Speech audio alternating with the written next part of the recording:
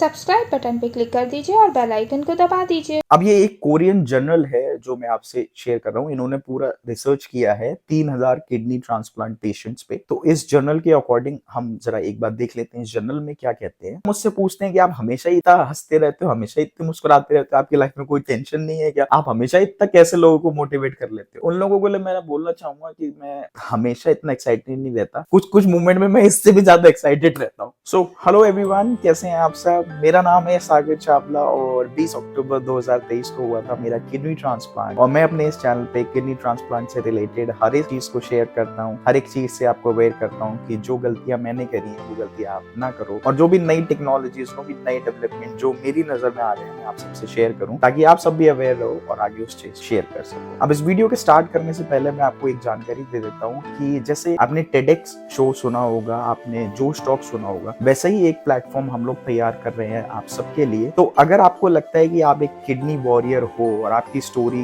लोगों तक पहुंचनी चाहिए, आपके एक्सपीरियंस लोगों तक पहुंचने चाहिए, तो ऐसे ही लोगों के लिए मैं एक प्लेटफॉर्म तैयार कर रहा हूँ जिसका नाम है किडनी वॉरियर टॉक, जहाँ पे आप लोग आओगे, अपने एक्सपीरियंस शेयर करोगे और वो एक्सपीरियंस हम पूरी दुनिया को दिखाएंगे through various different channel and through various different media. हम अलग अलग ग्रुप से टाई अप करके उसको करेंगे। तो अगर आपको लगता है कि आप वो किडनी वॉरियर हो और आपकी स्टोरी लोगों को इंस्पायर कर सकती है, तो नीचे मैंने एक गूगल फॉर्म का लिंक दिया है, उस फॉर्म को जाके आप देखो, उसको आप फिल करो और हमारी टीम उस फॉर्म को एनालिसिस करेगी, आपसे बात करेगी। और अगर आपकी स्टोरी सच में लोगों को इंस्पायर करने के लिए हमें लगेगा कि वो एक इंस्पिरेशन जर्नी है आपकी, भले ही आपकी वो सीकेडी जर्नी हो, भले ही वो आपकी डायलिसिस जर्नी हो, भले ही वो आप ट्रांसप्लांट की जर्नी हो, या लाइफ में आपने ऐसा कुछ स्ट्रगल किया है इस डिजीज को लेके और आपको लगता है कि वो जर्नी लोगों तक आनी चाहिए, तो आप जैसे लोगों के लिए हम ये प्लेटफॉर्म तैयार कर रहे हैं। तो नीचे गूगल फॉर्म का एक लिंक है, उसको जाके भर दीजिए और मैं या मेरी टीम आपसे कांटेक्ट करेगी। अगर कुछ ऐसा लगता है कि मुझे पर्सनली आपसे डिस्कस करना है तो मैं खुद से भी आपको कॉल करूंगा और फिर हम आगे का प्रोसेस जो भी होगा वो आपको बताएंगे। तो बट सबसे पहले अगर आपको मुझसे भी कांटेक्ट करना है तो नीचे जाके गूगल फॉर्म का आपको लिंक है। अब आते हैं टॉपिक पे। तो बहुत सारे लोग, बहुत दिन से, मुझे खुद 1 साल हो चुका है, तो बहुत सारे कॉमेंट्स हर जगह से यही आ रहे हैं कि भैया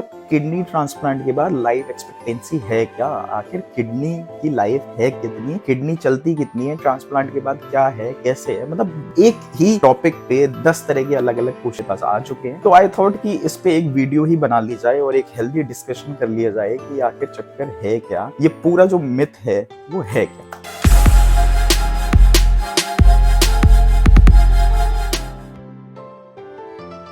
तो इस टॉपिक पे बात करने से पहले सबसे पहले हमें समझना होगा कि हमें अपनी लाइफ कंपेयर करनी किससे है। किडनी ट्रांसप्लांट पेशेंट्स हमेशा अपनी लाइफ को कंपेयर करेंगे डायलिसिस से। तो आपको ये देखना है कि डायलिसिस में आप कैसे जा रहे हो और किडनी ट्रांसप्लांट क्या कैसे जा रहे हो। तो आज की वीडियो में हम यही बात करने वाले हैं कि किडनी ट्रांसप्लांट के बाद आपकी लाइफ बहुत बेटर होने वाली है। आपको खाने पीने की रिस्ट्रिक्शंस ऑलमोस्ट खत्म होने वाली है, इतनी रिस्ट्रिक्शंस नहीं होंगी।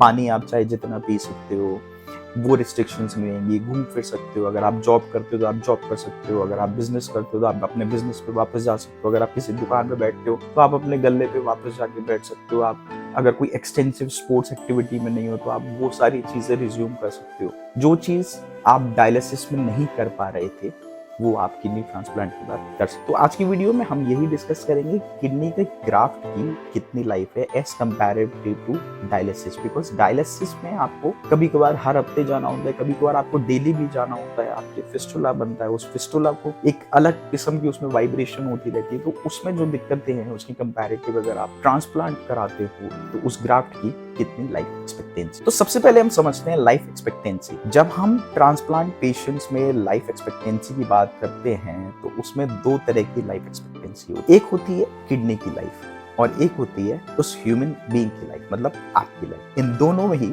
लाइफ में बहुत डिफरेंस है। पहले हम बात करेंगे एक लाइफ एक्सपेक्टेंसी की। हम अभी किडनी की लाइफ की बात नहीं कर रहे हैं। तो यहाँ पे अब मैं यहाँ से आगे जब भी इस वीडियो को बढ़ाऊंगा तो मैं यूज करूंगा लाइफ और ग्राफ्ट की लाइफ, क्योंकि जो ट्रांसप्लांटेड किडनी होती है उसको मेडिकल टर्म्स में ग्राफ्ट बोला जाता है, तो मैं भी ग्राफ्ट ही टर्म यूज करूंगा। तो ग्राफ्ट की लाइफ कितनी है और आपकी लाइफ कितनी है, इन दोनों में क्या डिफरेंस है और इन दोनों की ही कितनी अलग अलग लाइफ है, हम आज उसकी बात करेंगे। तो बात करते हैं ग्राफ्ट की लाइफ और आपकी लाइफ। तो जब हम बात करते हैं कि आपकी अपनी लाइफ कितनी है, तो वो उतनी ही लाइफ है जितनी एक नॉर्मल ह्यूमन बीइंग की लाइफ होती है, जितनी एक साधारण आदमी की लाइफ होती है, आपकी लाइफ भी उतनी ही है। उस लाइफ में आपकी कोई चेंज नहीं आता है, वो लाइफ एज इट इज उतनी ही रहती है जब तक आप मर नहीं जाते हो। तो अगर किडनी खराब हो रही है तो आप उस केस में 80% केसेस में मर नहीं रहे, तो आपकी लाइफ तो चल रही है, आपकी लाइफ में कोई डिफरेंस नहीं आ रहा।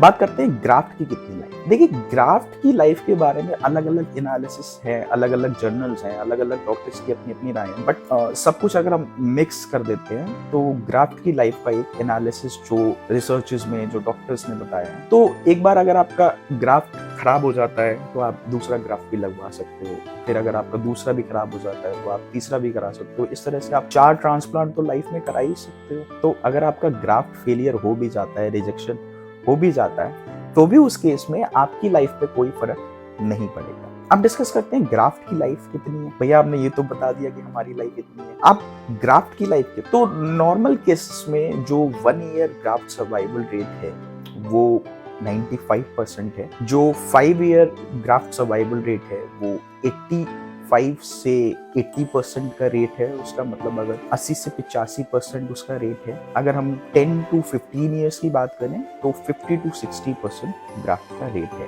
मतलब अगर ये टेक्निकल टर्म्स में नहीं आते तो मोटा मोटा समझते हैं कि ट्रांसप्लांट कराने के बाद 1 साल बाद अगर आप देखो तो 100 अगर ट्रांसप्लांट हो रहे हैं तो उनमें से 95% लोग अच्छे से सर्वाइव कर रहे हैं। उनका किडनी बिल्कुल ठीक काम कर रहा है, उनका क्रिएटिनिन बिल्कुल ठीक आ रहा है, पोटेशियम बिल्कुल ठीक आ रहा है, उनके मेडिकेशंस बिल्कुल ठीक चल रहा है और किसी तरह की कोई दिक्कत नहीं आ रही है। अब जो बाकी 5% हैं उनमें मैं रिजेक्शंस भी काउंट कर रहा हूँ और ग्राफ्ट फेलियर भी काउंट कर रहा हूँ, कॉम्प्लिकेशंस भी काउंट कर रहा हूँ, और किसी और वजह से मतलब उनको कार्डिक अरेस्ट आ गया या कुछ और डैमेज हो गया या कोई और ऑर्गन फेलियर की वजह से उनकी डेथ हो गई, वो भी मैं काउंट कर रहा हूँ। तो ये 95% रेशियो है। अब जब हम इसको 5 साल में जाते हैं तो 5 साल में जो सर्वाइवल रेट है वो 80 to 85% हो जाता है। तो अगेन अगर जैसे 100 ट्रांसप्लांट हो रहे हैं और 5 साल बाद उनका सर्वाइवल रेट देखा जाए तो लगभग ये माना जा रहा है कि 80 से 85 लोग उन 100 लोगों में से बिल्कुल हेल्दी हैं, उनका पोटेशियम बिल्कुल ठीक है, उनका क्रिएटिनिन बिल्कुल ठीक है और सारे जितने भी पैरामीटर्स हैं वो बिल्कुल ठीक आ रहे हैं। सेम अगर मैं 10 से 15 साल का स्पैम अगर देखता हूँ तो 100 ट्रांसप्लांट अगर हो रहे हैं तो उनमें से 50, 55, मैक्सिमम 60 लोग ऐसे हैं जो बिल्कुल ठीक हैं, जिन्हें किसी चीज की दिक्कत नहीं आ रही, उनके सारे पैरामीटर्स भी ठीक आ रहे हैं, सब कुछ ठीक चल रहा है। अब 15 साल के बाद जो 40 का जो मैं बता रहा हूँ रेशियो कि वो सर्वाइवल रेट उसका नहीं हो पा रहा है, उसमें मैं सारी चीजें काउंट कर रहा हूँ। अब उसमें एज फैक्टर भी है कि आपका ट्रांसप्लांट हुआ क्या है। अब आपका ट्रांसप्लांट भी 50 से 60 के बीच हुआ है तो 10 से 15 साल की साइकिल में उसको भी काउंट किया जा रहा है, आपके रिजेक्शंस को भी काउंट किया जा रहा है, जो उसमें कॉम्प्लिकेशंस को भी हम काउंट कर रहे हैं। अब इसमें एक चीज और है कि 10-15 साल बाद रेट 50-60% ही क्यों रह जाता है, तो उसका एक मेजर कारण है कि आपने 10 साल आपकी किडनी चल गई, 15 साल आपकी किडनी चल गई। एक नॉर्मल आदमी भी थोड़ा सा अपने रूटीन को लेके, अपने डिसिप्लिन को लेके थोड़ा सा लापरवाह हो जाता है। तो मैं उसको भी इस चीज में जोड़ रहा हूँ कि आप थोड़ा सा लापरवाही अगर कर जाते हो, आपने मेडिसिन लेने में कमी कर दी, आप मेडिसिन नहीं ले रहे हो, तो उस केस को भी हम इसमें काउंट करते हैं। तो इसलिए मैंने कहा कि 2/3 रेशियो रहता है 10 से 15 साल का रेशियो। अब ये एक ओवरऑल रिसर्च है, ये पूरा स्टैंडर्ड रिसर्च है कि ये ऐसा होता है, बट ऐसे भी केसेस हैं जहां पे मैंने खुद जिनसे बात करी है, ऐसे भी लोग हैं जिनका सर्वाइवल रेट